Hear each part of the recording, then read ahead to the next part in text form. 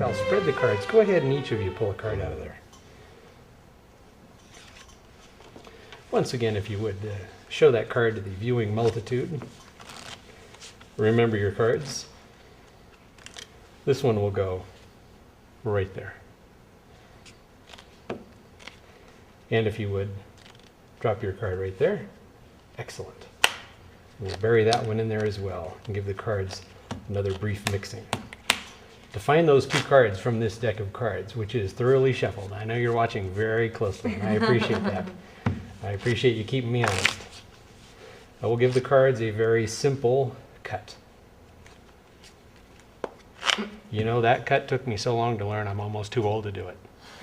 But that causes one card to jump to the top of the deck. The 8 of Hearts. So far, so good.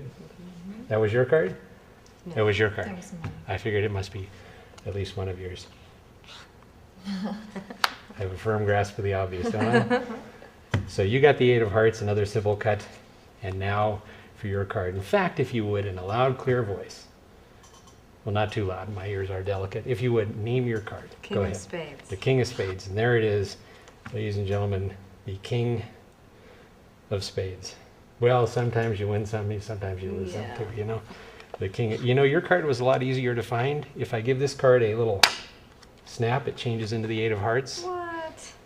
In fact, it's so easy to find, I can find it twice. And if that's your card, then this has got to be oh my God. your card. No way. Let me see those. Please, go ahead. Take off your shoes. Run through the deck of cards. That is amazing.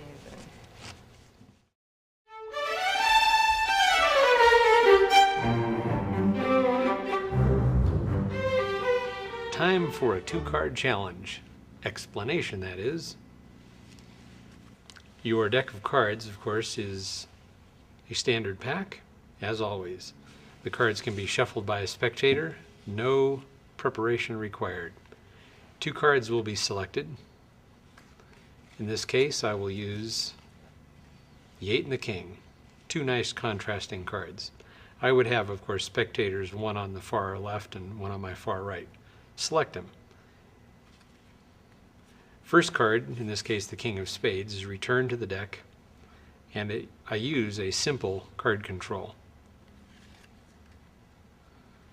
Please reference our comprehensive section for details on this. The card is held with a break. You can do a double undercut, a combination of cutting cards to the table, cutting to that break, controlling the selected card to the top. That's selection number 1. I would now cut the cards, looking at spectator 2, offering, would you place your card back onto the pack? Remember, always have every spectator take a peek at the card. This will save you with many hassles in your performance of card magic. That card is returned to the pack. I spread the cards briefly while maintaining my break, asking the audience to please remember whatever their cards are. I then use the same action, a double undercut combination of cutting cards to the table. Both selected cards are now on top of the pack. I usually finish off with a Hindu like this, just of the upper pack of cards. You are now going to give the cards a brief cutting sequence, apparently to find the first selected card. You can do any number of things. You can do the triple cut, the blind swivel cut like this, explained in detail elsewhere. That would then reveal the first card. You are now going to do a double lift. Spread over the top card, your get ready is gesturing your card, looking at spectator number 1, comes to the top of the deck.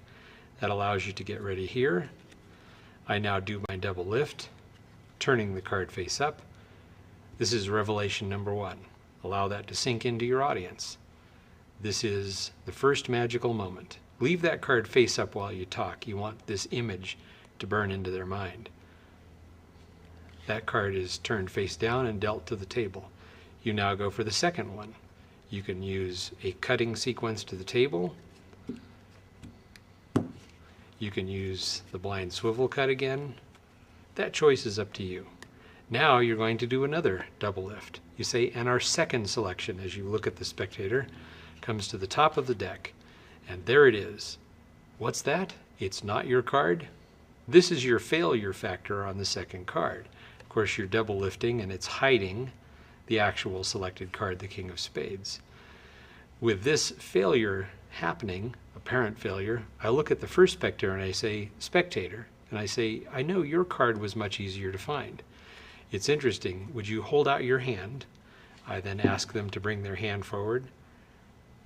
I give a little snap, and it changes into the first selected card found. This is quite a surprise. I say, you know, your card was much easier to find. In fact, if that's your card, then this one sitting on the table the entire time must be your card. A quick review, remembering where these are, 8 and King on top controlled. When I do the first double lift, of course, there is apparently the first card found. Remember, that deals this other selected card to the table, and it is resting there the whole time. Another double lift, and take a look. Wait a minute, that wasn't your card? Remember, the audience believes that they would be seeing the 8 of diamonds at this point, but of course they are not. That's the card they are thinking of, the 8 of diamonds. I turn this over, a little rub, place it on the spectator's hand, bang. Just like that, the first card revealed is back, and there it is, the second one on the table.